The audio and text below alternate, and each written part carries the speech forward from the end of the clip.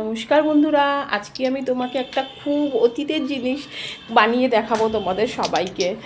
যেই অতীতে এইটা ছাড়া কোনো গতিই ছিল না। আর ঠাকুমারা তখন দিদারা এরকমভাবেই চলতো, কিন্তু এখন তো আর সেটা নেই। এখন ভাঙা ঘরে তাদের চাঁদের আলো হয়ে গেছে। দেখো, আমার কাছে একটা ভ্যানিলার শিশি ছিল, ওইটা নিয়ে আমি একটু কি কালার করে দিচ্ছি। ওইটাকে দেখতে ভালো লাগার জন্য কালার করতে আমার ভালো লাগছে, তাই আমি একটু ফুলফুল করে দিলাম। প্লেন থাকার থেকে ভালো লাগবে, সুন্দর দেখতে লাগবে। তো একটা পেরাক নিয়েছি, এর ক্যাপটা ফুটো করেও নিয়েছি, তোমরা দেখলেই। তো এখন আমার এইটা ফেব্রিক দিয়ে কাজ করা হয়ে গেল প্রায়। এখন দেখো আমি কি করতে চলেছি এটাকে নিয়ে। এই দেখো, দেখছো কত সুন্দর প্রিন্টটা হয়ে গেছে। আমার তো খুব ভালো লাগছে, তোমাদের কেমন লাগছে একটু বলবে। আর পেপার দিয়ে একটা কাপা বানিয়ে নিলাম। এবার কেরোসিন তেল ছিল, ওতে একটু ভরে নিলাম কেরোসিন তেল। ব্যাস ভরা হয়ে গেল মাটিতে, সামান্য একটু পড়ে গেছে অবশ্য। তার মুখটা একটু ডুবে নিলাম সলতেটা। তারপরে এটা তেলের মধ্যে দিয়ে ক্যাপটাকে এঁটে দিলাম।